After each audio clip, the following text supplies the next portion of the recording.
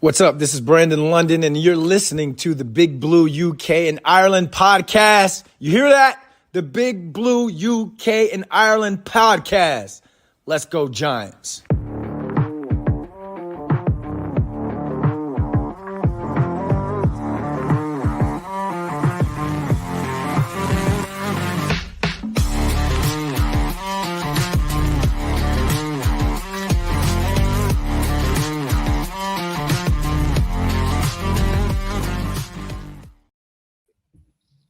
Welcome back, Giants fans, to the latest edition of the Big Blue UK and Ireland podcast in association with Andy's Man Club. It's okay to talk. This week we are 75% British, 25% Irish, but absolutely always, as still, 100% Giants. See ya! What? More about that in a minute. It's the second full house in as many weeks, as I'm joined by Shane, Kev, and producer Craig to take our final look back on the 2023 season as we give our final season grades. Plus later on we'll be revealing our nominees for the second annual Big Blue UK and Ireland end of season awards. So stay tuned for that, lads. How are we doing?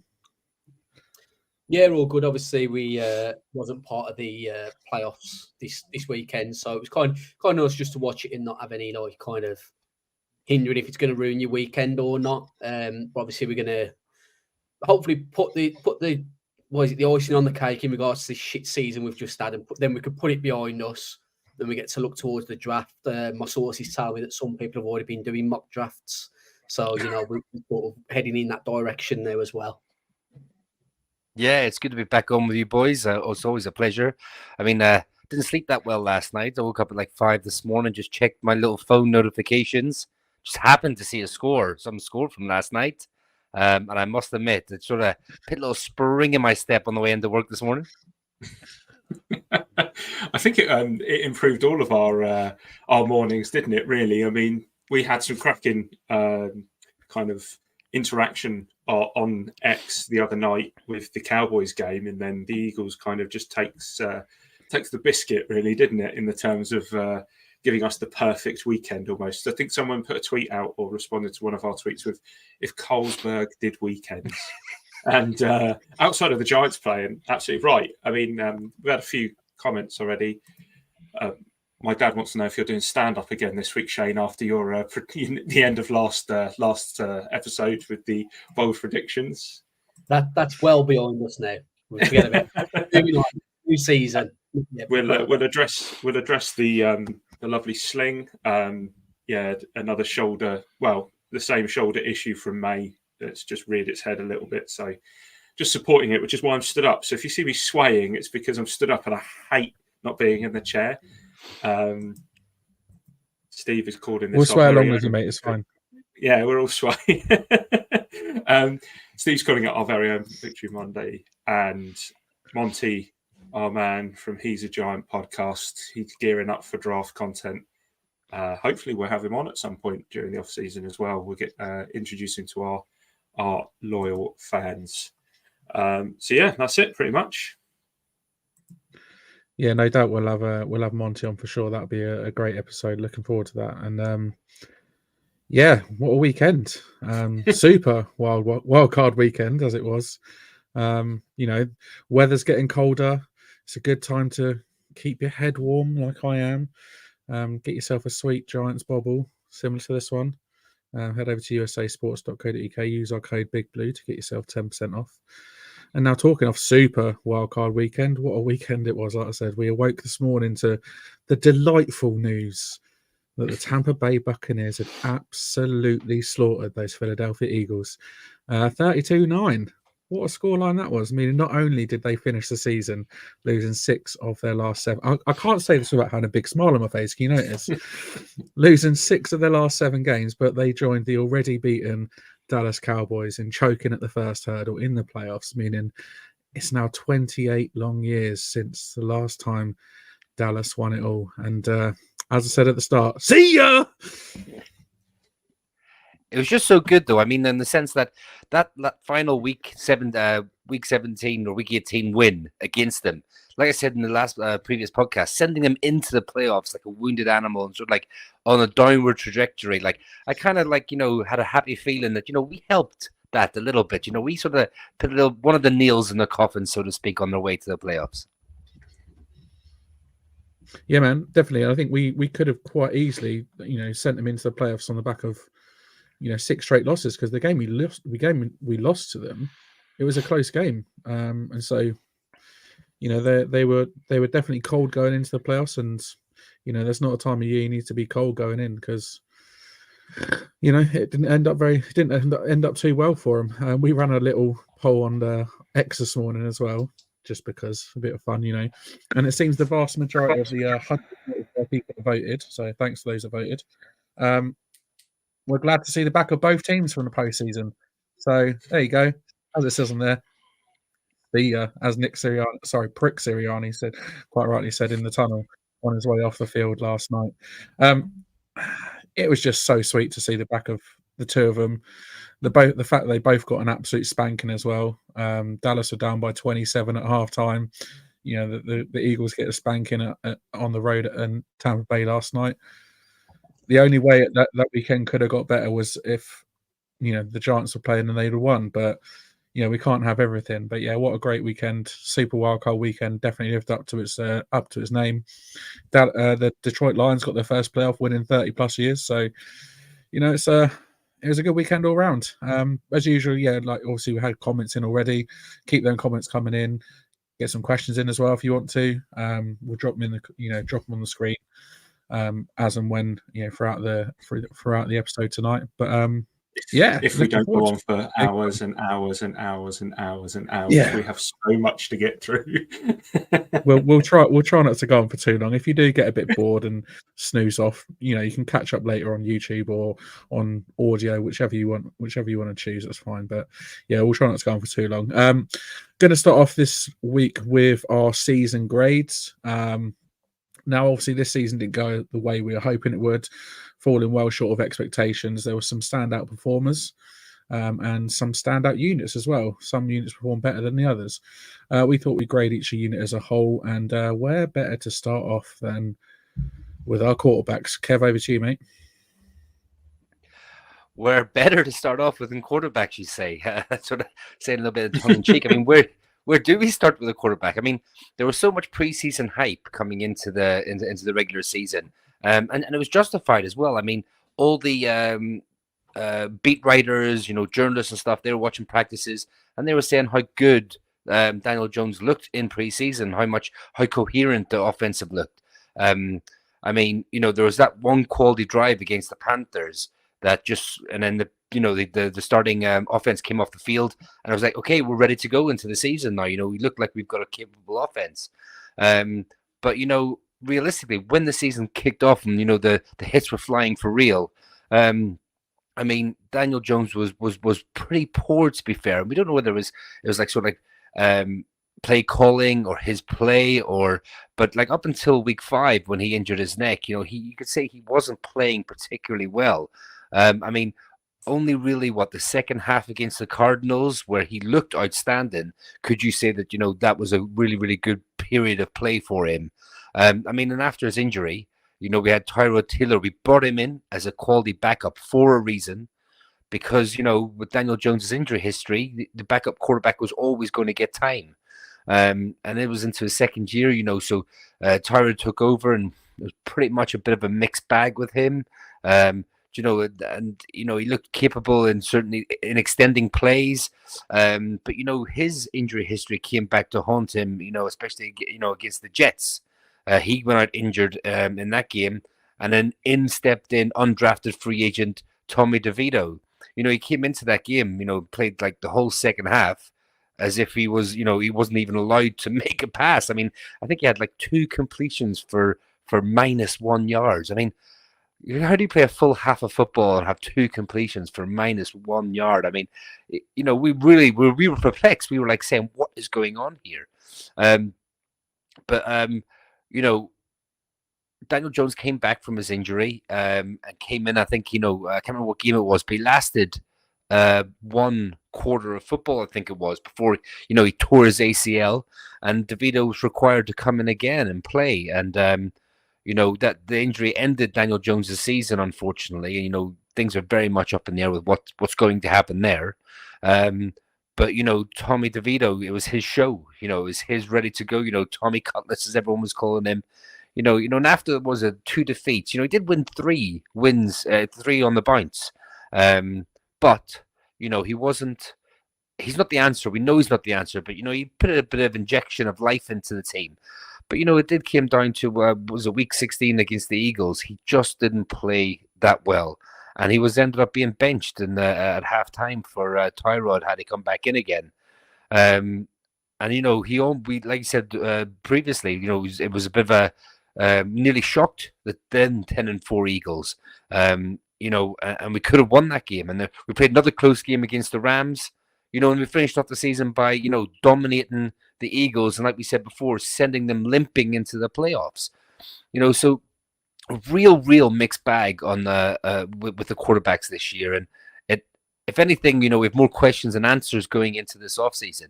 I mean, the 3 quarterbacks, the stat lines finished as was. Jones was 108 of 160 attempts for 909 yards, 2 touchdowns, 6 interceptions, 206 rushing yards, 1 touchdown, 4 fumbles. And then Tyrod also finished with 116 completions of 180 attempts for 1,341 yards, 5 touchdowns, 3 interceptions, 197 rushing yards, no touchdowns, but 4 fumbles as well. And Tommy DeVito, he was on 108 completions of 160 attempts for 1,100 yards, 8 touchdowns, 3 interceptions, 195 rushing yards, 1 touchdown, and 2 fumbles. So kind of like, nothing really stands out there for you. So, it really does mean that we're going into this offseason again, not feeling confident about the quarterback position. But we will discuss all these things going forward in the offseason. It's going to be a long offseason for us. A lot of draft build-up and stuff, and it will be interesting to see sort of like what line Shane and Dave will take. Indeed. So you can see our grades at the bottom of the screen. We'll pop the grades up at the end of each segment. Unfortunately, the way that the screens work, Kev's fighting against the school pictures of each of our quarterbacks there. But there we go, Shane. Gone with a D. Careful, Maurice Jones-Drew. Careful. Can you elaborate on why yours is the lowest there? Yeah, just listen back to the end of last week's episode. Because you were so high on Jones before the season. Is that what it was? Yeah. Firstly, I'll just say, look, if the listeners want to give us their gradings as we're going along, feel free to add them in the comments, and I'm sure Craig won't mind just sort of throwing them up. We're ranging from an A+ to a F. Is F-, I think. I don't know.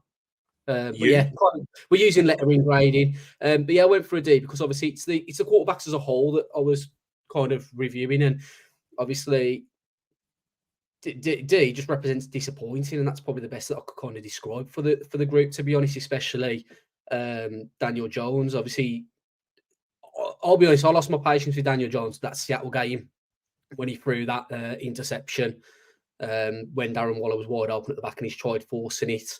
Yeah, I mean, Holt's on a D- there. I feel like I've been generous with a D. I mean, obviously, you guys have sort of got in the C range, but for me, it was just disappointment across the board. You should never have to rely on QB3 undrafted free agent Tommy DeVito in his rookie year to kind of have to step in, and then obviously there was the whole situation about Tyrod being back, not being played, then being played, and even he made mistakes at times. Obviously, the Bills game, the Rams game, just a couple of times there. So I thought a D was generous. Yeah, it looks like Steve agrees with you there. Inclined to agree with Shane's grade. Yeah, okay, the protection has been woeful, but they can't use it as an excuse for shit plays, which is very, very true. Shane, it rumbles on with you onto the next unit. If you want to introduce those. Yeah, so up next is weapons. We use that term very loosely. Despite missing 3 games near the beginning of the season, Saquon was once again the Giants' lead back. He finished with 862 yards and 6 touchdowns on 247 attempts, averaging 3.9 yards per carry.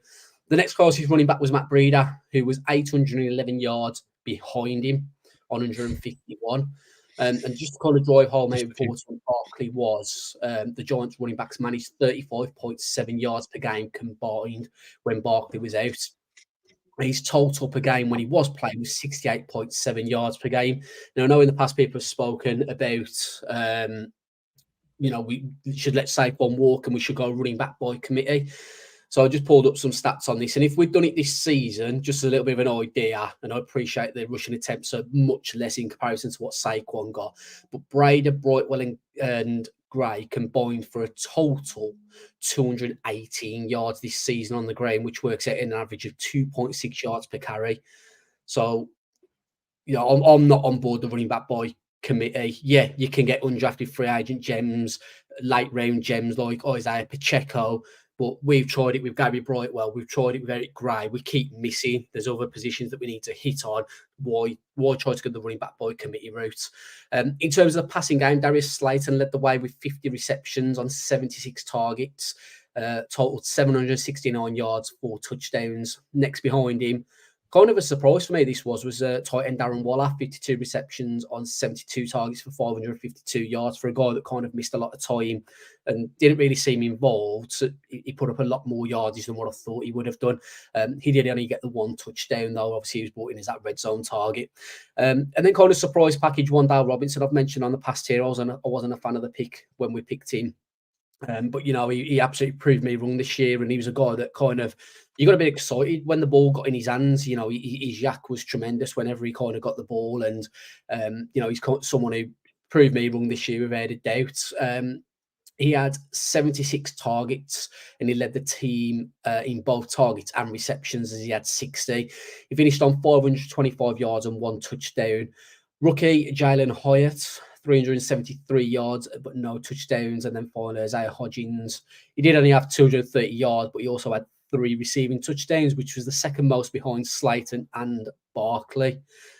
So if we get the grades up now, we can see that Dan's gone for a C+, Kev's gone for a B-, whilst I've gone for a C, and Craig has also gone for a C+. So obviously, Craig, you've gone with a C+ along with Dan. What made you go for a C+ there? I thought I was being harsh in a way, but if you look at the grades, I think we've all kind of sat around a very similar level there. C+ for the weapons. I guess they weren't as productive as we wanted them to be. We struggled a few times with drops. Maybe it's harsh because of the quarterback position and how bad that was. Dealing with some teams only dealt with 1 quarterback this year. We dealt with 3. And one of those, like we said, didn't throw for half a game to the point where we ended up mixing in Wildcats. We'll probably get on to the offensive coordinator position a bit later, so I won't kind of touch on that too much, but I don't think he really helped the cause. I think the biggest problem is that Darren Waller being that expensive draft, hype man at the beginning of the season where nobody could seem to guard him, ended up being probably one of the biggest disappointments of the season, potentially. And then just the regression from some of the guys who really made a difference last year. We touched on Isaiah Hodgins. He didn't have as many yards, wasn't used as much. Me and Shane were talking before we came on the air about Daniel Bellinger and how he regressed this year as a pass catcher until he started to get involved more towards the second half of the season. So I think it does go hand in hand with the quarterback play. So maybe that kind of skews the mind slightly. But because none of them have gone over 1,000 yards and we haven't had a 1,000-yard receiver since Odell left, it's very difficult to give them anything above that, if that makes sense. So yeah, it makes sense. Doesn't look like we've got any grades in the chat. James has said, was Waller playing all season injured, seemed to rush back from first injury quick. Very, very good point. I suppose we should have really graded the medical team and how we managed injuries, because you might have had U's across the board, because it hasn't been great for a few years, has it? So ungradable, yeah. Absolutely. Yeah, I think I just wanted to add as well, obviously, because I graded you the same as you. Sorry. Yeah, there was a few that stood out, but there was too many that either were meh or did regress, and I think C+ was sort of the ceiling really. Obviously, Barkley had a good season. Slayton had a good season. I was impressed by Jalen Hyatt when we showed his sort of glimpses. And Wandale Robinson as well. He had a really, really positive season, and obviously a fully healthy season as well at that. So it was good to see him showing his full potential. And so that's why I went for C+ as well. Cool. So, going to bring up a comment here. O-line then, Craig. What? No O-line for Shane Holty? No, it's me doing O-line. I've taken over. I'll take the O-line guru. That's my one, Shane. I'll take the O-line guru mantle for the moment. So it's time for what I would take a guess at being the worst grades from all of us for this evening, as we talk about the Giants' offensive line. So the offensive line was historically bad, and although you can't attribute all of them to the O-line, the 85 sacks the Giants gave up this season is the second most in NFL history.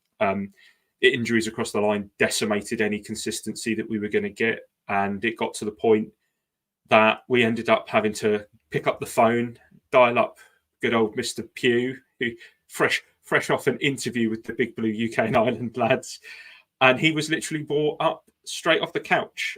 Copyright to Mr. Pugh. Don't want to get into any disputes with him, as others on Twitter seem to be getting into, where I think they used just off the couch for one of the playoff games, and he was not happy.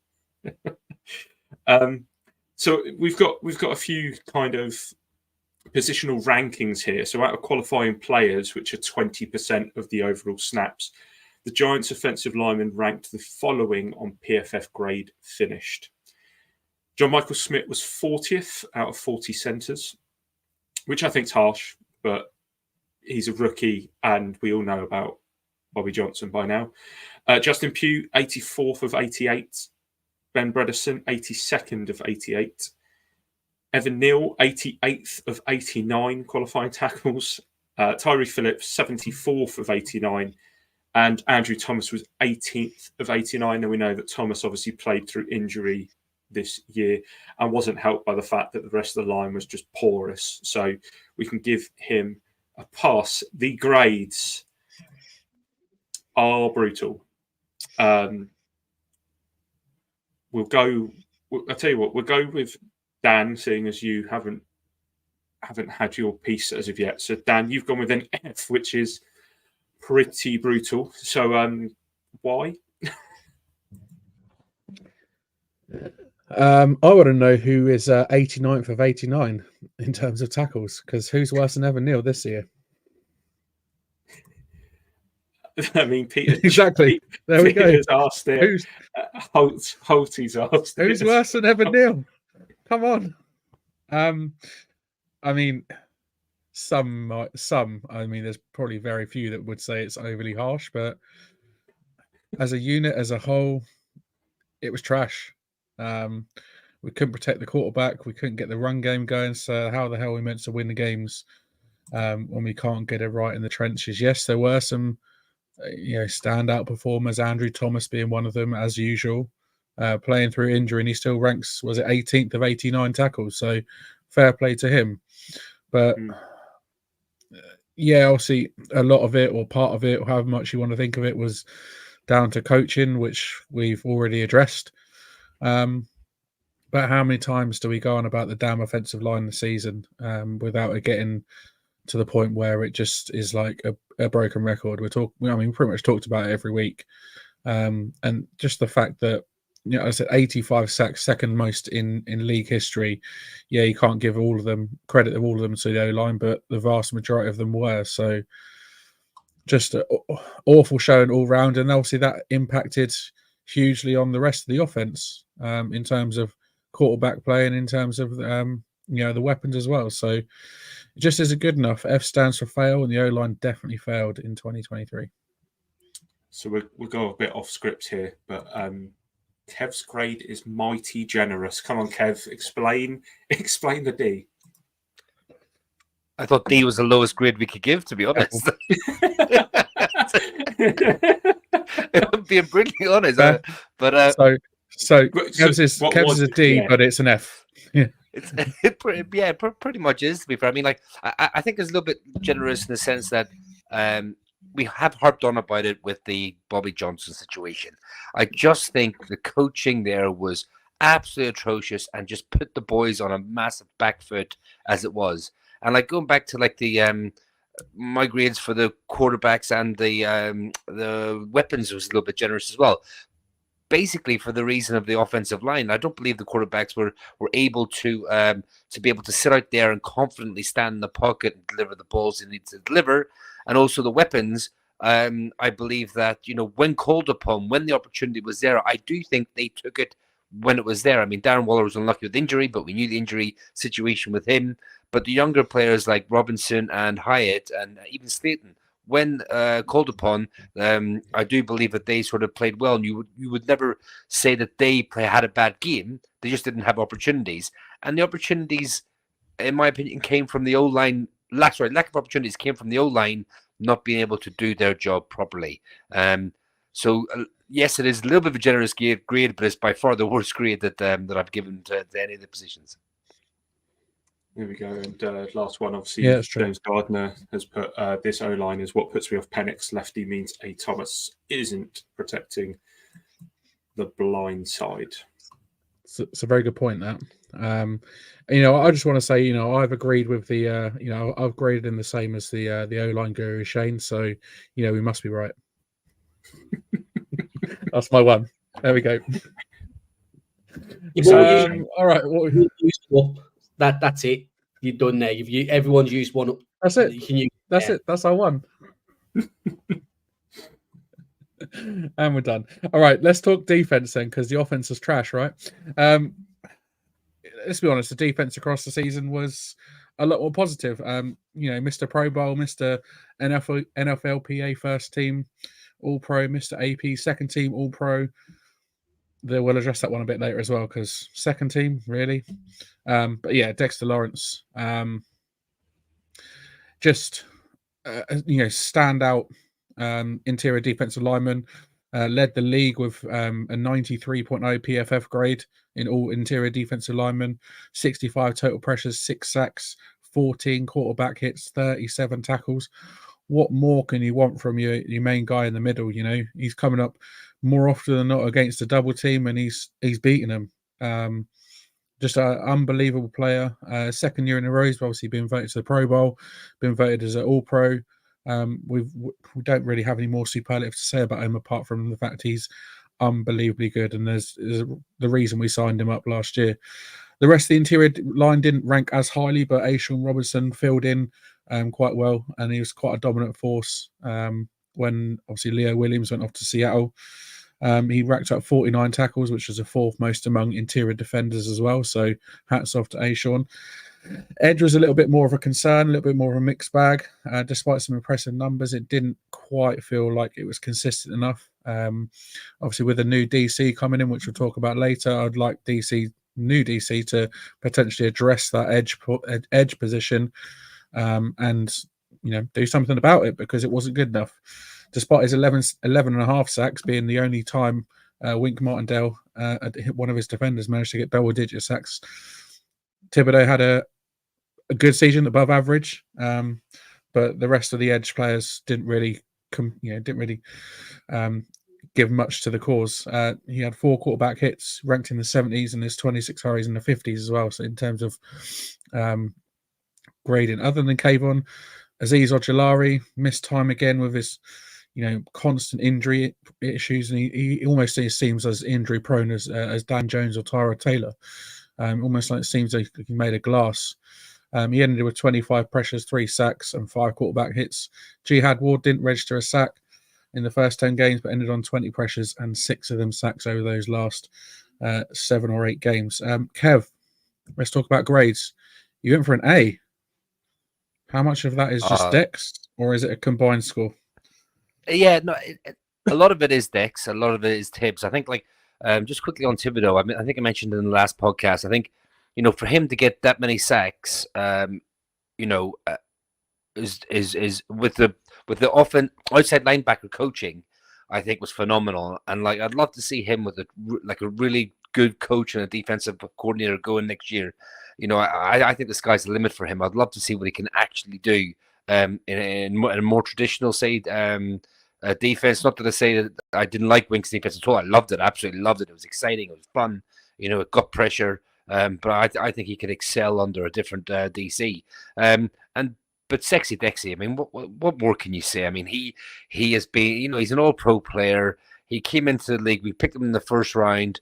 In the middle of the first round, he's the type of player that we kind of should be getting every like that's what you want with a first round pick. You want someone to come in and not necessarily set the world alight straight away, but develop into a top player. And that's exactly what he's done.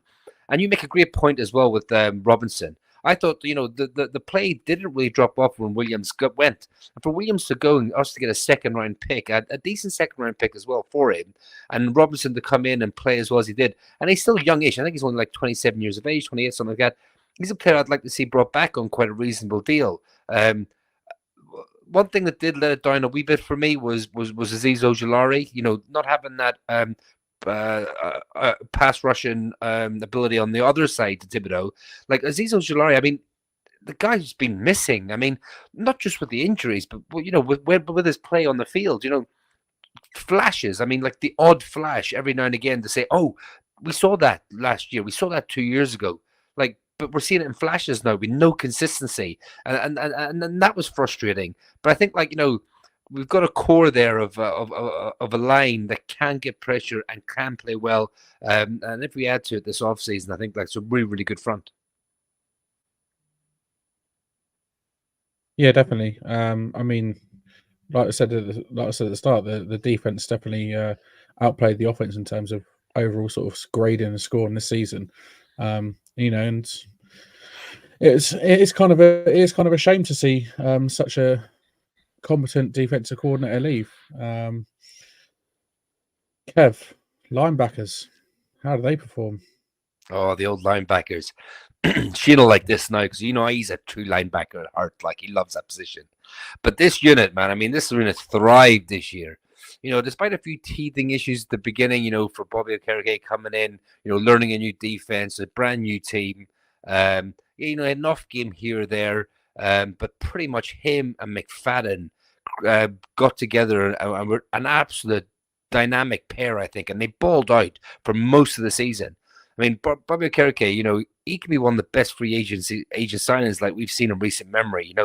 You have to go back to what, a DC that we probably would like to have, Antonio Pierce, to think of a really good sort of traditional inside linebacker. I mean, Blake Martinez was good, and he's put up lots of stats, but he wasn't as dynamic as someone like Bobby Okereke.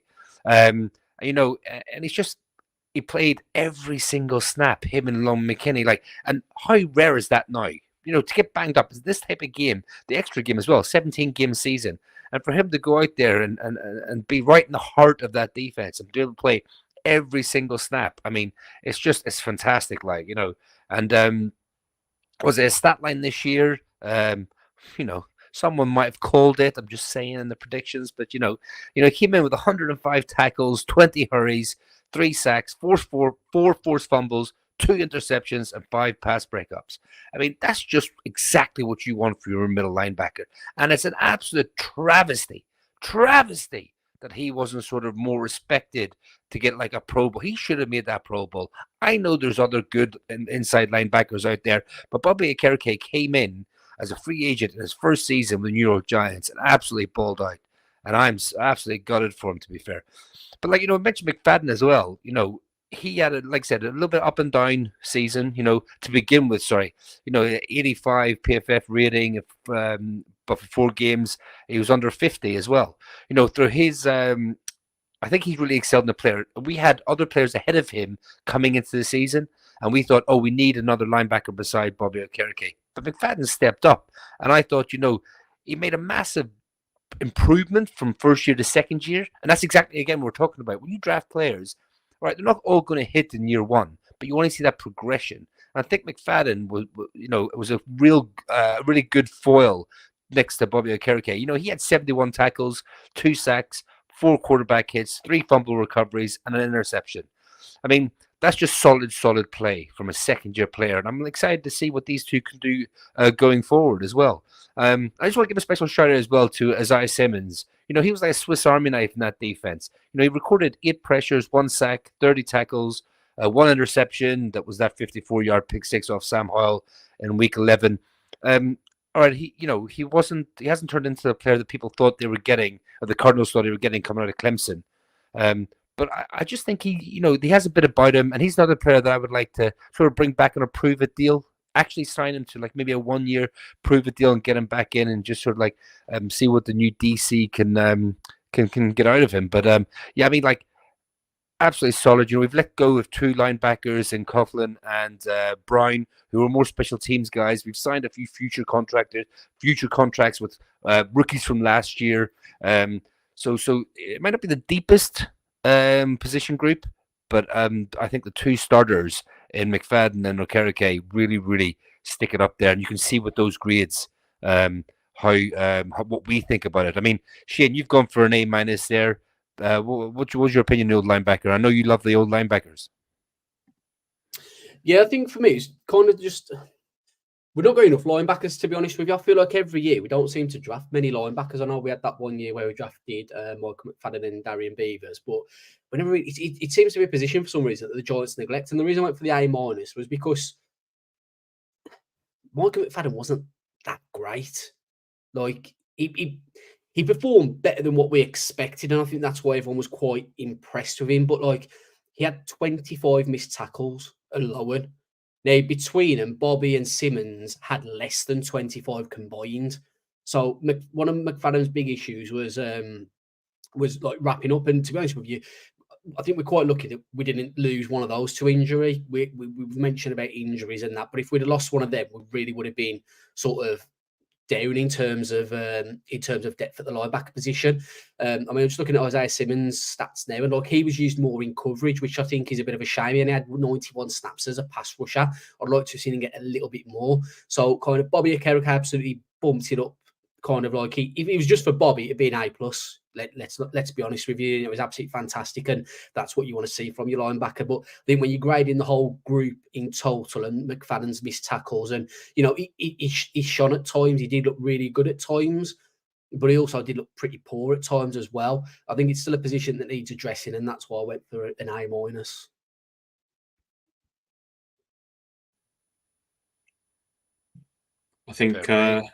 I think you're rolling on as well, aren't you, Shane? With the backfield. Well, just roll it back to the backfield. Yeah, so the backfield, it consisted of another defensive player to play all 1,128 snaps. A player who's created a bit of chatter in our group chat, a potential soon-to-be free agent, Xavier McKinney, joined Bobby Okereke to share that honour. Off the field, there was the comments about Wink, but on the field, McKinney shone after a shaky start to the season. In my personal opinion, I think he looked kind of a little bit poor, a little bit distracted first sort of 2 or 3 weeks through the season. But to be fair, the whole defense did. You know, they didn't start that great, to be honest. But you know, he did record a career high 87.8 PFF grade, as well as a career high 94 tackles. He had 4 pressures, 3 pass breakups, 3 interceptions, and allowed 0 touchdowns on 53 targets. His highest grade per PFF came in week 18 against the Eagles, where he posted a 95.3. He did have 7 missed tackles on the season. However, like I mentioned, just 3 of those came in the first 3 weeks of the season. And, you know, let's be honest, on here, we did sort of ask questions about the D early on in the season with the way that was struggling. Just for some kind of comparison, he only had 4 missed tackles the whole of last season. So he did bump up a little bit. But when you have 3 through the first 3 weeks, then he had 4 through the remaining 14 games, I think it would have been. It shows that, you know, there was some improvement as it kind of went on. I'm not saying it was like bad to start with, but there was obviously some sort of distraction. I don't know if it was the contract talk or the lack of contract talks that Matt might have kind of had his back up against the wall to start the season. His partner in crime at safety was Jason Pinnock. He had a good year as well with 2 sacks, 2 quarterback hits, 61 tackles, 2 pass breakups, and 2 interceptions. His season highlight is always going to be remembered for the incredible franchise record setting 102-yard pick 6 against the Dolphins. Pinnock's highest grade of the year per PFF was against the Raiders, where he graded out at an 83.5. And then obviously we come on to the quarterbacks. We have the duo of Adoree Jackson and rookie Tay Banks. Again, Adoree Jackson is a player who's going to be a free agent in this offseason. Be interesting to see what happens there. Banks had the normal struggles. Rookies tend to go through at the cornerback position, but overall held up well considering he lined up opposite the opposing team's number 1 receiver for the majority of every game. And he did come up against some really good wide receivers, Terry McLaurin, DK Metcalf, Tyreek Hill, just to name 3 of them. He was tied with the team for 11 pass breakups. He had 2 interceptions and 56 tackles. They're also doing a little bit of research into these PFF grades. Funnily enough, Banks' highest PFF grade of the season came against Miami, where he graded out at 73.2 on 47 snaps. Now, you might be thinking, well, why is that funny then? Well, in the same game, Adoree posted his worst PFF grade of the season with a 32.0. He had 43 snaps, so it's not even a case of, oh, yeah, maybe he only had 10 or 15 snaps. You know, they were 4 snaps apart from each other. Jackson statistically played his worst season as a pro, which is only confounded by the fact he had the highest cap hit of any cornerback in the league. He gave up a team high 753 yards, 13.9 yards per reception, with 382 of them being after the catch. He did also give up 2 touchdowns and missed 11 tackles, but he did have 2 interceptions, including a pick 6 against the Eagles.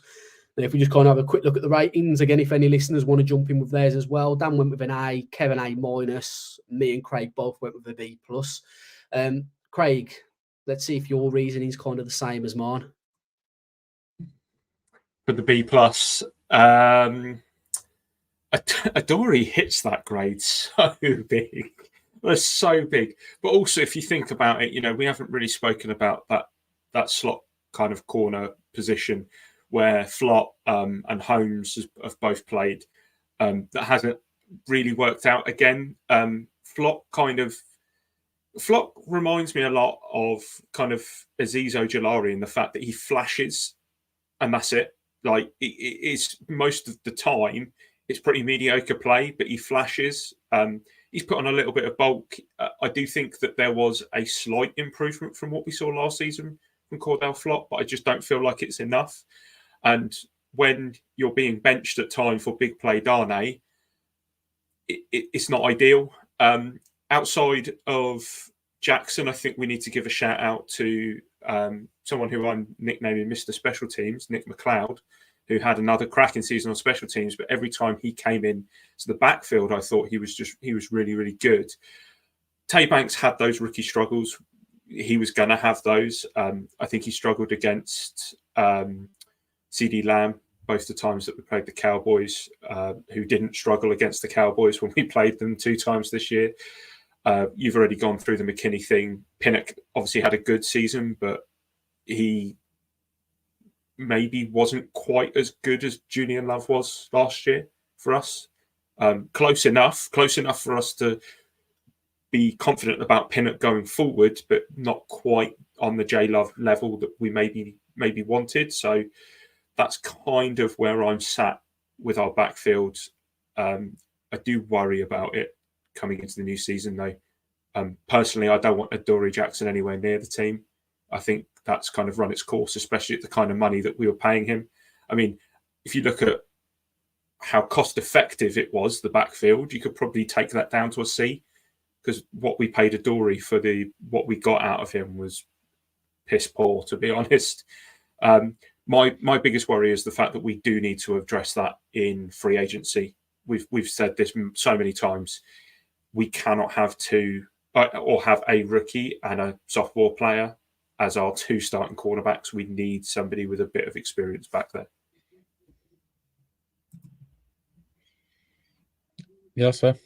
Craig, special teams. On to the special teams. what a mixed bag, eh? Good, great, bad, injury-ridden. Couldn't.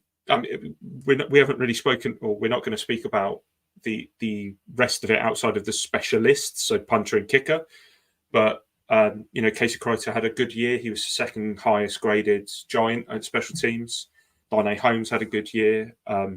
Once we decided to get Gunnar Olszewski in, our punt game kind of turned up for the books in the terms of punt returning. But we're going to talk about the specialists here.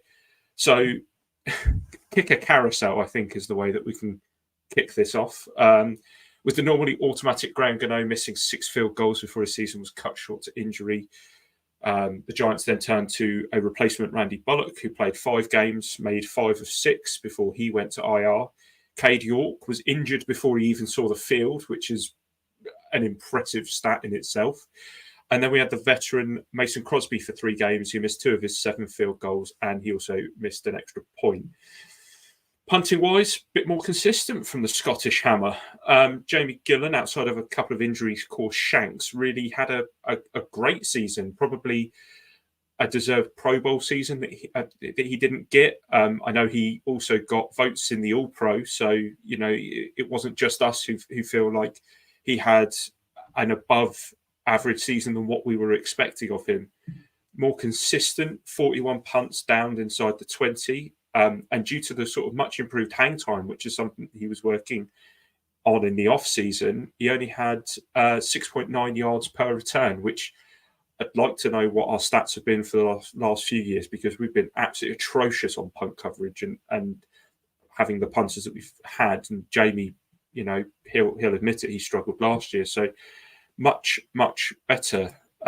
Grade wise, we kind of all have a similar feel.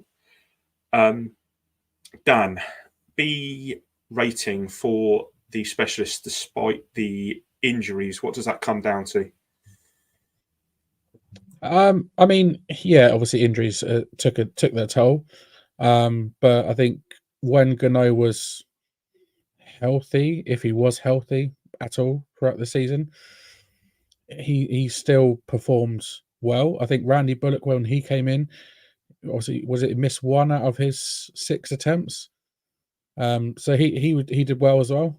Cade York, the fact that he didn't even take the field, you can't even really take him into consideration. Mason Crosby, he showed his age, he showed his rust. He's another one that came straight off the couch, I suppose, and hasn't played for a little while. And it's one of those kickers, one of those positions that it's all about sort of it's repetition, it's confidence, it's doing it day in, day out, week in, week out, and obviously because he hadn't played for a while, he doesn't have that sort of confidence there, I suppose. And yeah, the Scottish Hammer, he had a fantastic season. Is by far his best season as a pro. I thought he deserved the Pro Bowl vote. Well, the amount of Pro Bowl votes he got, and the All Pro votes he got as well. And yeah, I think overall, barring injuries, I didn't think it was too bad from the specialists. And obviously, talking about special teams as a whole, comparing it to 2 seasons ago in 2021, where we were 4-13, I think we had a better season this year in terms of special teams players as a whole. Isaiah Simmons did well on special teams. McLeod did well on special teams, like you said, and big play Darnay as well. So they've all performed well. And Casey Kreiter had his best PFF grading of his career with 81.7. So I think overall, in general, special teams didn't do too badly. And then don't forget about Gunner as well. That 94-yard punt return, spot on. So yeah, that's why I went with a B for the specialists. So as you can see, Steve said there would have been lower. The C would have been lower if it not been for Olszewski. Badly let down by the kickers on the whole this season, though Gano did play with an injury. I'm pretty sure he got injured on that very first kick against the Cowboys that feels like it was a million years ago, and I'd love to erase that evening from my memory. It does seem like a long time ago in the casino in Birmingham, doesn't it? Mm-hmm. Seems like a long time ago. All right, offensive coordinator then. Let's go there, shall we? Mike Kafka. Well, love him or hate him, he's kind of like Marmite, really, isn't he? You can also point to injuries as to why his offense never really clicked for large portions of the season, but also his play calling at times was pretty uninspiring. For no better use of the term, it was dog shit at times, wasn't it? Really. He does deserve some credit, as does Dable, for finding a way to not only win with Tommy DeVito, but still be frisky, competitive, still look like a okay-ish offense. And obviously, as the sort of season came to a close, the offensive side of things did improve, and we saw a more competitive offense over the last sort of few weeks of the season. So it wasn't a horrendous season in terms of offensive play as a whole, but it wasn't particularly great. At times offensively, 2023 was dire. Let's have a look at the grades then for the OC, Mr. Kafka. I've gone with a D. Whether you think that's overly critical or not, I think everyone that regularly listens to this program knows my thoughts on Mike Kafka. Kev's gone for a B minus. C, and Shane and Craig have both gone for a C. So Kev, you got the highest grade there with a B minus. Is it due to DeVito's development, or is there something else? I'd almost like to put an incomplete grade for this, to be honest, because I think at times some of the play calling was fantastic, but again, I think his hands were a little bit tight behind his back with the offensive line play, but also with the way Dable was, it's come to light. We won't get into too much. It's not really the place to getting into some of the reports that have come out, but it kind of sounds like he was sort of the play calling was taken off him at times and given back to him at times. And I just feel that the second half of the season with the bad offensive line play and then the revolving door of quarterbacks coming in and out, we were competitive in this late second half of this season. Do you know, we really we put some points on the board, and it was just I just felt that if things had have just gone our way a little bit at the beginning of the season, it could have been a little bit different on offense. I mean, the offense was so sluggish to begin with, and it just didn't get going. But I saw glimpses, and it's more of a hopeful grade of what could it be going forward than an actual sort of representation of what it actually was for the whole season. But that second half of the year, I just thought, do you know what? There's some good plays here. There's some imagination. You're getting the ball in Wandale Robinson's hands. And I just, I just felt, I saw something there that, was promising going forward. Yeah, that's fair. I think, and I said we all know my thoughts on Mike Kafka, so I won't go there again. But if it wasn't for the fact that we had a better interest. He is drawing head coaching sort of interviews and stuff. So the league must sort of see something in him as well. Yeah, get on the sidelines. Defensive coordinator then, Kev. Well, wink, wink, wink, wink, wink. I mean, so there's no secret, there's, all the rumblings have gone on about what happened, at the end of the season, with him sort of being fired or quitting or resigning and everything that's going on. I mean, we won't get in. Like I said, this isn't really this particular part of the podcast isn't really for sort of all that drama and that's gone on since. But I mean, Wink's offense was, like I said earlier on, it was exciting. It was he loved to blitz, he loved getting pressure. You never knew what was coming, and offensive line players have come out and said, and offensive coordinators have said, it's so difficult going against that, and they found it a real challenge to sort of you never know what he was going to throw at you from week to week. I mean, they did they joint led the league in takeaways with 31, but they did also finish pretty much bottom half of the league in every other category. I mean, this year, right? We were so competitive because in a lot of games because of the defense. When the offense wasn't playing well, the defense kind of kept us in games and kept the score down. And if the offense had just clicked a little bit more at the beginning of the season, like I said, I think we could have ended up with a couple of more wins. So I am sad to see him go. I like his defense. It was, like I said, it was exciting to watch. But also, you can't just sort of, for how exciting it was, the production side of it didn't really tally up with that. So I think, we'll be interested to see what type of defensive coordinator we do bring in going into next season. So the grades, I suppose. Yes, sorry. The grades. I tell you what, sorry, we were talking in the background. We will drop this now just because it makes sense and it might be the last time we use it for a while. So.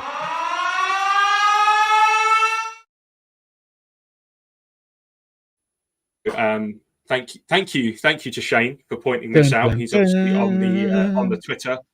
I have no idea what's going on, lads. I'm so excited. So the Giants have hired Aaron Wellman as Executive Director of Player Performance. That is one hire. And they've also announced Joel Thomas as running back coach. Please bear with me while I go down to my notes on Joel Thomas that were coming up later because we had interviewed him. He was the Saints running back coach and has been for quite a while. He's been there for the whole time that Alvin Kamara has been there. He was also there with Mark Ingram. Comes with good pedigree, I guess you would say, in the terms of what he's been able to achieve at the Saints there. Obviously, the Saints didn't have a great season. They've just fired their offensive coordinator, Carmichael, today. But I'm quietly confident and quite happy with that. The Giants did also have an interview with the Titans' Tony Dews lined up. I don't know if that was something that has happened today and this has come off the back of that. Dews had coached the tight ends in 2023 for the Titans, but was running back coach, obviously, with Derrick Henry. But we've decided not to go that way, and we have gone for Joel Thomas. So welcome to the Giants, Joel Thomas and Aaron Wellman.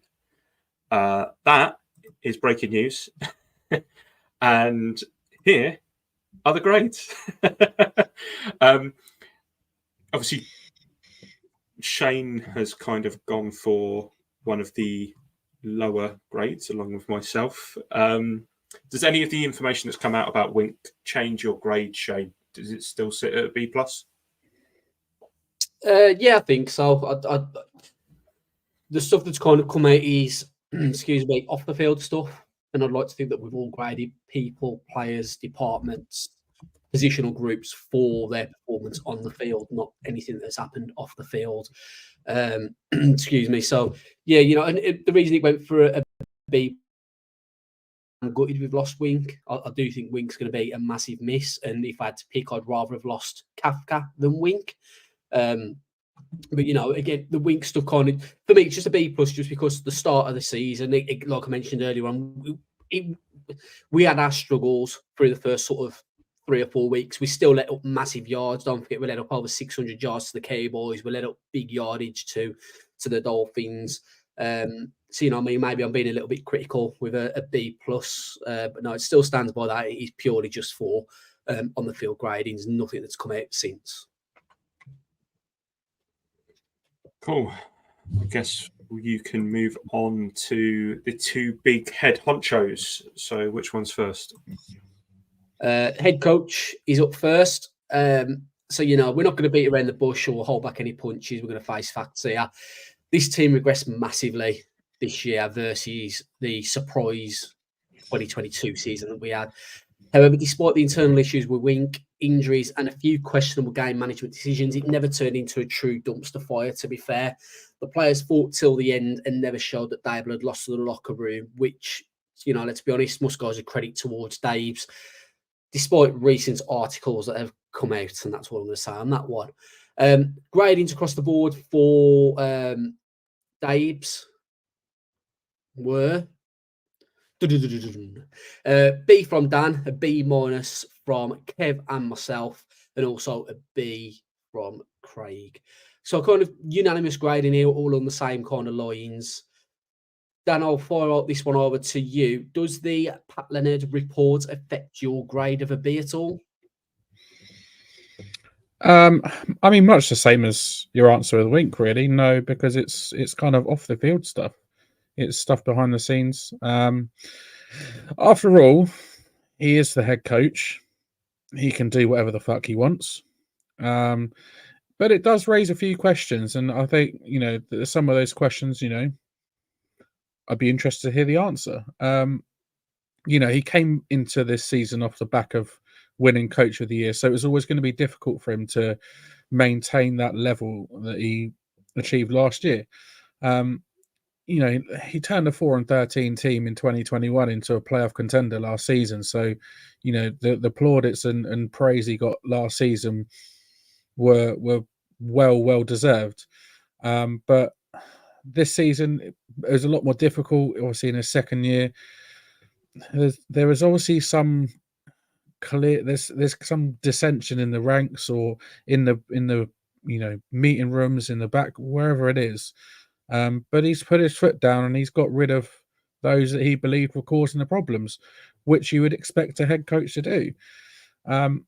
At the end of the day, we were only eliminated from playoff contention in week 15, which after a 2-8 start isn't a bad effort.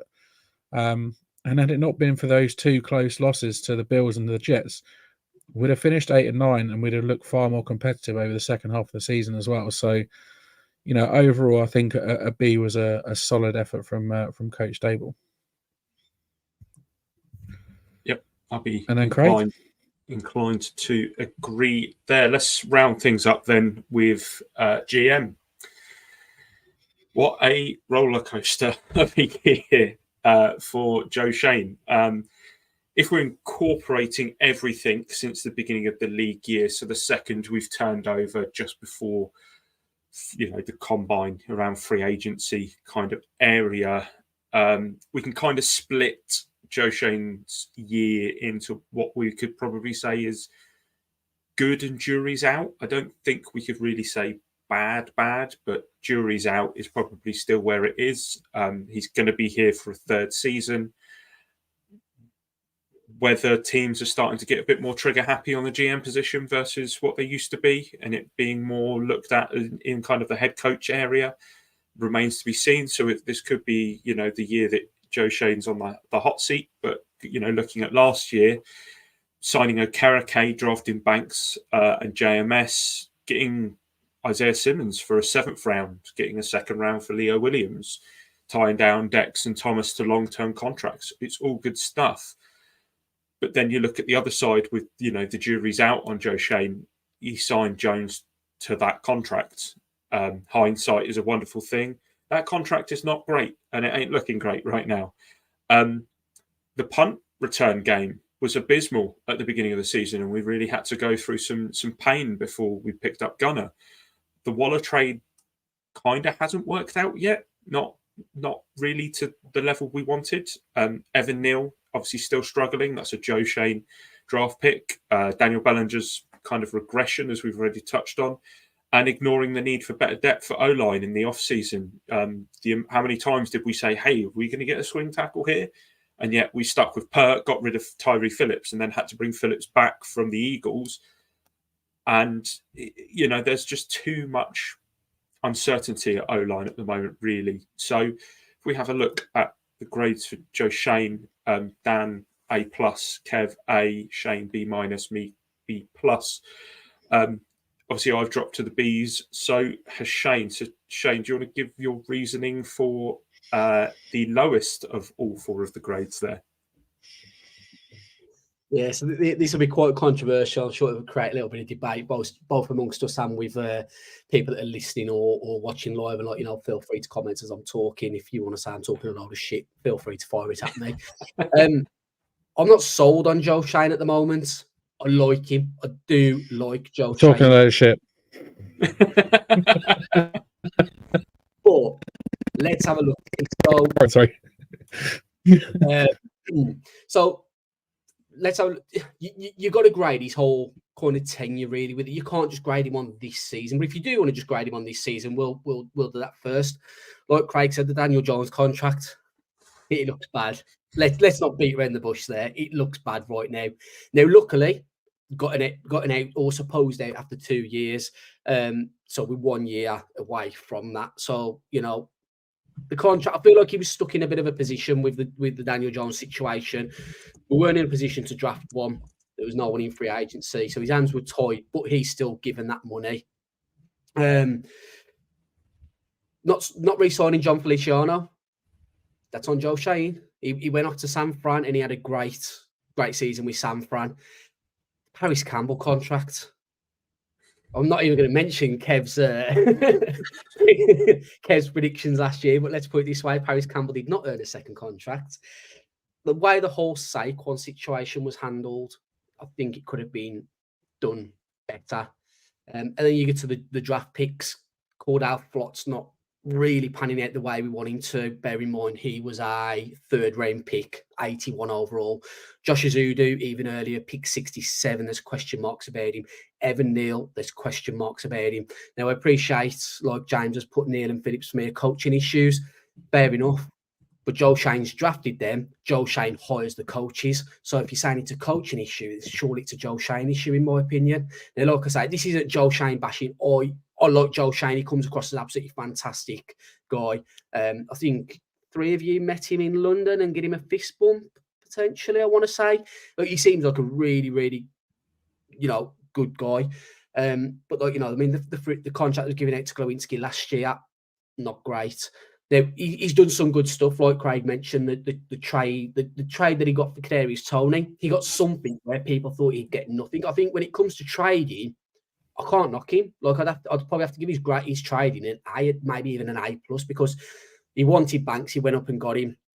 A lot of criticism at the time for that, but as far as I'm concerned, if you want your guy, you go and get your guy. Simple as, rather than hoping he falls to you. You miss out on him, and then you're doing a Dave Gettleman, where all of a sudden you're drafting a guy like Kadarius Toney after you've traded back and you're panicking. So, you know, when it comes to like the trading, the Toney trade spot on. The Waller trade was good, but it just hasn't panned out the way that we want it to. You're saying you like him despite all these points, he's waffle. Take him down. Take him down. Take him down, Shane. Take Steve down. I like him as a person. Doesn't mean I like the job that he's fully doing at the moment. There is room for improvement. Anyone who thinks there is no room for improvement, everyone's always got somewhere that can improve. Even Joel Shane will admit that himself. So there is room for improvement. Just when you tie in free agent signings, contracts that have been given out, and the way the draft guys are turning out at the moment, along with some of the coaching hirings, is why I landed at a B-. I think Shane needs his own theme music for a rant, because they're so That good. wasn't even a rant. All a rant. I think we should make this a weekly section. Shane's rant. I mean, it's a good way to lose viewers. I'll give you that. But I mean, you make some valid points there, Shane. I'm not going to lie. You make some really valid points there. I went for an A+ because in Shane we trust. There we go. All right. Any other? That's our gradings for the 2023 season done. Let us know if you agree with them, disagree with them. Let us know in the comments. Let us know on our socials, whatever you think, whether you think we're right or wrong. We're going to move on to any. Oh, we've got a question, haven't we, Craig? Sorry, yeah. Yeah. So we do have one. So I just want to bring this back up. So specialists, B+, C+, B-. Yeah. So, considering most of the fan base wanted T-Mac gone, the grades seem quite positive. Kev, do you want to address that?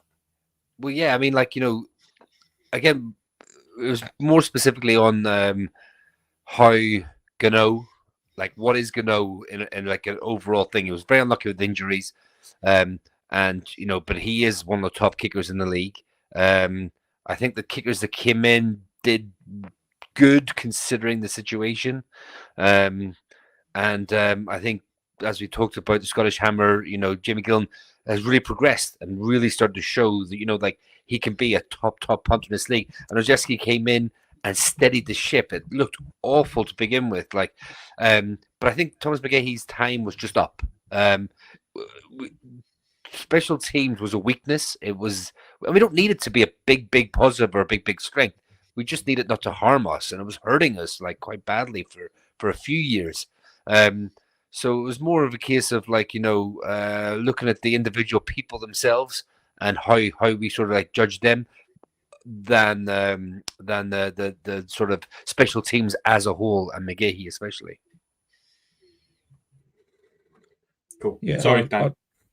I'll second that. I think it was just time for him to go. Overall special teams play over the last few years hasn't been great, so it was just time to go and bring someone fresh in. Simples. Right. Any other Giant business? Kev, what's going on with defensive coordinator? Yeah, so as we talked earlier on, Wink's gone, and a big cloud of smoke and a big sort of hoo-ha and everything that's gone on. So we have to move on now. We have to try and get in a new defensive coordinator. Since Wink has gone, we have the Giants have had interviews with the Ravens secondary coach, Denard Wilson, the Titans defensive coordinator, Shane Bowen, and also in-house Giants defensive backs coach Jerome Henderson. They've also requested permission to speak to LA Chargers DC Derek Ansley and Miami Dolphins linebacker coach Anthony Campanile. So it was interesting to see sort of where they go now. As you can see, the dominoes are starting to fall as we just had the breaking news with the running backs coach and the player personnel. As far as I know now, I think Wink is believed to be interviewing with the Jacksonville Jaguars for their defensive coordinator position. So it will be interesting to see sort of where they go. I mean, the Ravens secondary coach now Wilson is an interesting one, especially because we're interviewing Jerome Henderson in-house. Now, if you're Jerome Henderson, is highly thought of as well. Jerome Henderson is a very, very good coach. It would be interesting to see, though, if they decide to go with a defensive back coach from another team instead of Jerome Henderson in-house. So I don't know who the favorite is at the moment. I don't really know what the situation is. One thing I will say, though, is there's no real big hitters at the moment. I mean, there's no one really that jumps off the page to you and go, that would be a home run hire. So it's kind of like watch this space. I think they'll do the due diligence, and we will see a few more names crop up over the next few days. But it's one of those cases of just watch this space. I think removing Wink, as good as he was over the last 2 years, I think was a change that was definitely needed. Obviously, after everything that seems to have gone on over the last few months, really. Shane and Dave, they can now bring in a fresh defensive mind, hopefully help improve our edge rushes, like I said earlier as well, which is a position obviously we struggled with during this season. Craig, there's plenty of other staff openings after Black Monday. What do we know about those? Yes. So outside of the Wink news, there has been a hiring as the Giants announced that Carmen BBUKIRL, who we had spoken about last week, is the new Giants offensive line coach. The Raiders only allowed 40 sacks this past season, which is under half of the 85 that the Giants did, and repeatedly overachieved, despite the fact that their line had 2 undrafted free agents on it. So that bodes well. I can skip my notes about the running back job because, as we know, that's already been taken. Just quickly, while we were talking about Aaron Wellman, who, as we said, has been signed as Executive Director of Player Performance, Shane has given me a bit of information on this. It's the second stint with the Giants for Wellman, who's just completed his 4th season as Indiana's Senior Assistant Athletic Director for Football Performance. That's a job title and a half. Prior to his time with the Hoosiers, he did spend 4 years with the G-Men as strength and conditioning coach. On the special teams coordinator side, we have interviewed 49ers assistant special team coach Matt Harper, and the Giants have also earmarked Carlos Polk as a special teams coordinator, potentially to come in for an interview. He is a special teams assistant with the Bears. They have also tried to interview the Falcons' Marquise Williams and the Chargers' Ryan Ficken, but both requests have been rejected. And finally, Giants offensive coordinator Mike Kafka has completed his interview with the Titans for their head coach job after Vrabel's departure. He also has an interview scheduled with the Seahawks, which should come in the coming days. Nice. Lots going on. I like the hiring of Brasillo. I think it's he seems like he knows how to get the best out of an inexperienced line. So maybe it's the change and the fresh start Evan Neal needs. Who knows? And Joel Thomas as well. He worked with experienced running backs. I like that signing. Mark Ingram, Alvin Kamara, just named two of them that he's worked with. I think that's a solid pickup as well. All right, Shane, it's award season. Which Giants have won or gotten some votes over the last couple of weeks of the season? So just clarify forward to this then. So Brasillo overachieved despite 2 undrafted free agents on the line. Does this mean we're not going to be drafting O-line? Is that what you're telling me? I just want to make sure we're on the same page here. Quite possibly. So yeah, in terms of awards, obviously, it was a poor season for the Giants overall, but some players have been recognised. So the final in-season award was awarded to Jamie Gillan for his Week 18 performance against the Eagles. He got the NFC Special Teams Player of the Week. If your memory's as good as what mine is, because I'm one of the nice young ones, you'll recall that we had back-to-back. The looks aren't getting here. That felt like an unnecessary dig. Well, you've all had your 3 digs about O-line guru, so this is my turn back, all right? Fair. Yeah, obviously, Gunnar won it in Week 17 after his punt return touchdown. So, Jamie Gillan also got it in Week 18. In regards to season awards, so Dexter Lawrence, he's had a few more added to his ever-growing resume. So on the 10th of January, he was voted into the NFLPA All-Pro team by his fellow players. On the 12th of January, he was voted to his second straight All-Pro second team, AP second team All-Pro, sorry. Probably should have been first, but we're not going to get into that too much. Otherwise, I think we'll be here for a while again. And on the 13th, he added a third, which was his inclusion into the PFF 2023 All-Pro team.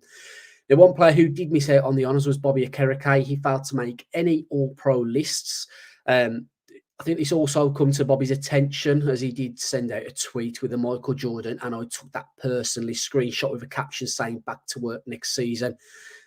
So in a way, I'm kind of glad he didn't get any awards, because hopefully we get to see a better Bobby Okereke next year. And if we do see a better Bobby Okereke, then we're in for some linebacker play next year. So, Kev, I'll come to you first. Do you think Bobby deserved more credit for the season he's had? Oh, 100%. I sort of, in my little spiel earlier on, I was talking about him, picking him up. Yeah, I just think he's been overlooked. There are good players out there, good players made the list. But I just think the season he had coming in, like I said, off free agency to a brand new team, took a little bit of time to get going and to post those type of numbers and to lead the defense the way he led it. I just think there should have been a bit more recognition for him. Quite simply, yes. Should have got more.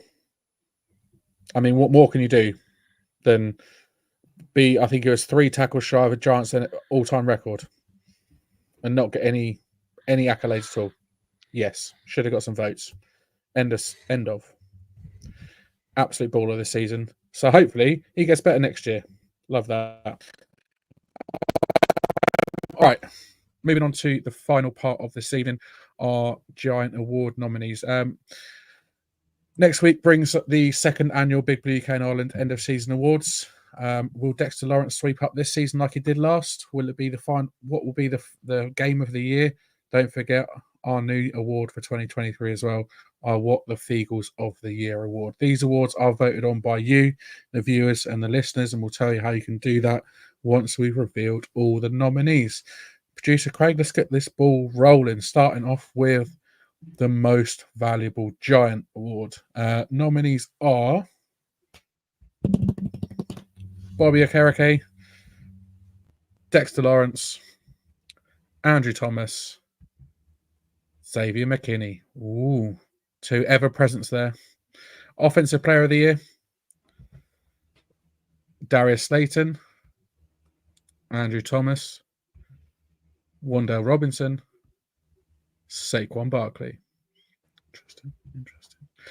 Defensive Player of the Year. Dexter Lawrence. Oh no, Bobby Okereke first. Dexter Lawrence. Kayvon Thibodeau. Xavier McKinney. Special Teams Player of the Year.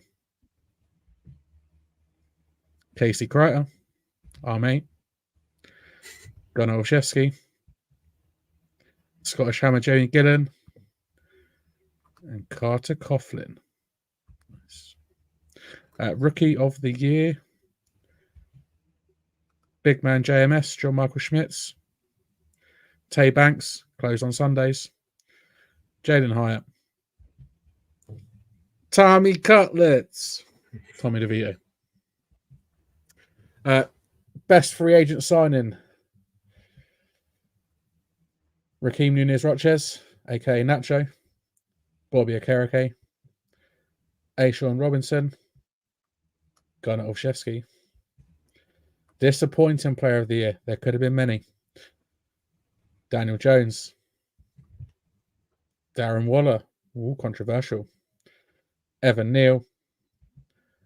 Adoree Jackson. That's probably going to be a tough one. Not going to lie. Underrated Player of the Year. Jason Pinnock. Micah McFadden. Tay Banks. And big play Darnay Holmes. On to Game of the Year. There wasn't many to choose from.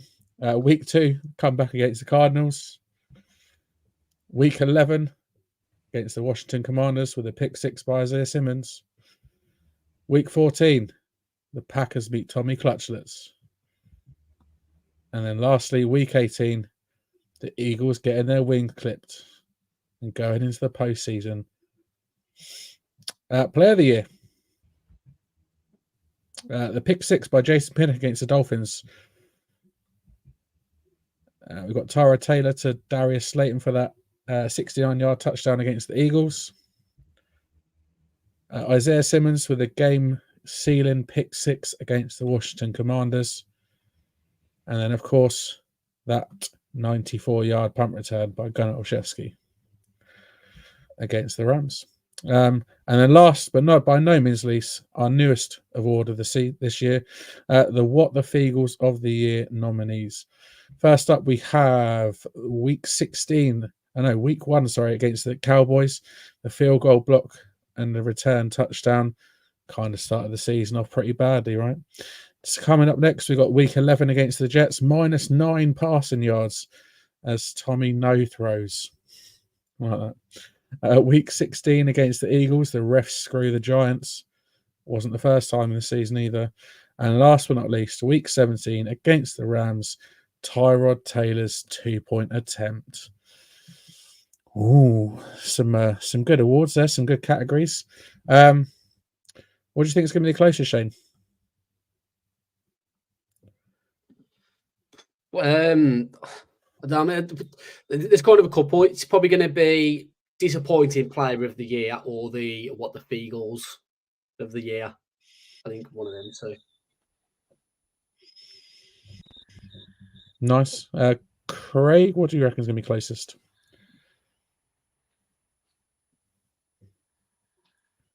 I don't know. I think Player of the Year. I think there's some really good plays in there, despite the fact of how bad it was. I think there's 2 in there, especially that very, very difficult to go through. Steve's also said, "How did we cut it down to only 4 for What the Feagles?" Very difficult. Very, very difficult. Very, very difficult. There could have been lots. Kev, which one's closest for you? Which one's tightest? I think Player of the Year would be quite tight. Also, Rookie of the Year would be interesting. Play of the Year as well. I think there's a few of them. A few of them are quite obvious. There seems to be obvious winners. I won't lead anyone in any way.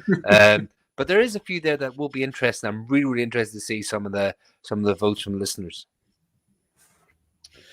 Yeah, personally, I think disappointing Player of the Year is going to be a tough one because there's some big names in there. and they all were very disappointing this season. I say all of them. 3 out of 4 were pretty disappointing, so that's going to be quite a tight one. Yeah, there's the nominees to the awards. End of season awards ceremony coming next week. How can the viewers vote? Or how can the viewers and listeners vote on that, Craig? Yeah, so nice and simple. Tomorrow morning, we will put out a Twitter poll, which will be multiple back-to-back posts. So make sure you go through the entirety and vote on that. For anybody who is part of the Facebook group or the Discord, there will be a Google Forms for you guys. Now, bear in mind that if you want a specific person to win, the Twitter poll you can vote on once, and the Google Forms you can do as many times as you want, just like the Pro Bowl. So, fill your boots. Nice. Hopefully we don't see so many landslide victories because people voted 100 times using the Google Forms. But if you want to vote that many times, feel free. It's up to you. How long are they going to be up for, Craig? They will be up until Wednesday morning-ish, and then they will be revealed next Thursday on our live show. Cool. So you will have a whole 7 days to get your votes in. It's a nice long period of time. Get your votes in. It'll be all over our socials over the coming week. So we look forward to the awards ceremony next week. But unfortunately, until then, that is all we've got time for. We'll be back next Thursday for those awards ceremonies. We'll also bring you the latest news of any personnel changes as the divisional round of the playoffs comes around this weekend as well. So we've got that to look forward to. Anything else to add before we go, guys? It's a good episode as always. Thanks to everyone who's been active in the comments. Always do appreciate it. Look forward to next week, and obviously hopefully it'll be the last that's mentioned of this past season. And at least me and Kev definitely can put both eyes on the draft. Yeah, definitely. I mean, the season's in the bag for us now. Got some playoffs to watch, Super Bowl to come up, but then we start, the Senior Bowls in February. The end of February, you have the combine and stuff like that. And we're going to have lots of content on here. We're going to have some guests as well. There's lots of things to look forward to, and hopefully, me and Shane will be able to bring to light some players that be interesting for the Giants to look at in this upcoming draft. So, free agency as well. Don't forget, we're going to add some players in free agency. Try and keep some of our own. Try and bring some new players in. So stick with us, and it is a good time of year for us as Giants fans. Put last season behind us and look forward. Yeah, that's what it comes down to, doesn't it? Next week will be a case of just catching up on any news and having a look at those award winners. I'm sure they will be delighted to get the Big Blue UK and Ireland trophy. And Absolutely. then, after that, we close the book. We don't have to talk about this season in as much depth. We will obviously touch on it when we're talking about certain things as we look forward. But yeah, we can kind of put to bed what's essentially been a tough one. I was having a think the other day about last year's off season, and we spoke to Dan Duggan, and we were speaking to him about how seasons go, and he was saying, it's nice to cover a winning season rather than a losing season. It'd be quite interesting to see what his opinion of the Giants is now. Now we've gone through what we have. And before we kind of round things out, we'll throw this one to Shane first and then to Kev. Steve has said, is there anywhere in particular you guys are watching draft tape, or is it just YouTube? So, Shane, do you want to take that one first? Yeah, so for me, I don't know, Kev might do something completely different to me, but when I'm watching college ball in the season, I'll make notes of players that particularly stand out whilst I'm watching games. Maybe they'll make a play that I think, okay, I need to remember that name. And I was going through that list today, and there's about three or four players who are like, oh, shit, yeah, I remember making a note of him. So I need to watch the tape on them. And then what I'll do is it will be going to YouTube. I've explained it to, I think it might have been Craig last week. I try to avoid highlights tapes because, Steve, as you very well know, someone like Marcus Rosenberg look absolutely amazing on YouTube. You guys are not going to know who the fuck I'm on about. Steve will know. But the example I'm making there is anybody can look great on highlight reel. My field goal could look amazing on a highlights reel. Doesn't mean I'm any good at field goals. So what I try to do is I try to avoid highlight tape highlights, and I'll maybe try and watch, say, there's accounts out there. I'll try and link them in the future, but where they'll say, I'm just going to use Olu Fashanu. They might have all his snaps he made against Ohio State, and what they'll do is they'll circle Olu before the snap, so you know exactly who you're watching, and then they show every single snap that player played against that team. Then we started on Sergio McDonald. Dan Craig and Kevin, like, what is going on here? Who are these people? Ronald McDonald, where's he come from? Well, I digress there slightly, sorry. So, yeah, then what I do is I might then look at highlight tapes to see, okay, what have they put on the field? What I try to do is avoid highlight tapes because anyone can look great on highlights. And then it's going on reliable scouting reports from people like Mel Kiper, Dane Brugler, Daniel Jeremiah, Bucky Brooks, just to name a few. Yeah, very similar to that now. I think there's some good YouTube accounts out there that you can also, say, for example, pull up, Tennessee's offense against different teams, and in the notes section, it will list the players and numbers. So you can watch every single offensive snap, and then just pick a player like who is eligible that you're going through your list, and then watch them on every single snap, as opposed to, like Shane says, looking at like highlights, because you pick your best plays through highlights. You know what I mean? Whereas instead of watching a full game, as in like offense, defense, you can find film where it's just the offense going against a team's defense. So you see all the offensive snaps. So if you're watching the right receiver, you'll be able to watch number 87 constantly. Every snap, whether he's blocking in the run game or whether he's running a route that necessarily doesn't mean the ball's going to him, but you're able to watch these type of plays. And the same with defense as well. You can pick out a specific team's defense going against other teams' offenses, so you're able to continuously watch that player instead of watching a game is good, but they're on the field, off the field, on the field, off the field is a little bit more tricky. Just one other thing, just following on from what Kev said there, excuse me. So something that's really highly recommended by me, at least, which doesn't say a lot, but if you're watching Drake May tape, watch Drake May, but remember Tez Walker's declaring for the draft who's his wide receiver. So watch the play of Drake May, but then look for number 9 and see what number 9's doing. And let's say it's against Penn State. They didn't play each other, but just for an example, you can also watch Chop Robinson. So if you are watching highlights, have a look who the highlights against, and have a look see if there's any players on that team that are worth keeping an eye on for, as well as any other teammates they might have had that are coming out in the draft this year. There you go, Steve. Hope the tips work for you. If not, tune into this podcast because Kevin Shane will fill you in all the details. And I'm guessing, is it Marcus Rosenberg and Sergio McDonald? I'm guessing they're West Brom or ex-West Brom players.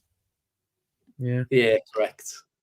There they go. Had to be, really, didn't it? Nice. Oh yeah. Or if you're me, just lean on Shane and Kevin. They'll tell you all the answers. Will not be the right answers, but you'll get answers. Yeah, it's all right. It's all right. Cool. To get obviously the latest updates from us, get notified on when we go live. Make sure you subscribe to the YouTube channel if you don't already. Hit the bell as well, so get all those updates. And if you like this or any of our videos, give us a big thumbs up, give it a nice little share as well, and feel free to give us a rating on your podcast platform of choice, and we appreciate all the love that we get. My thanks as ever go to Kev, to Shane, and to producer Craig for joining me, and to you, the viewers and listeners, for tuning in. In the words of Prick Sirianni, see ya! We're signing off until next time.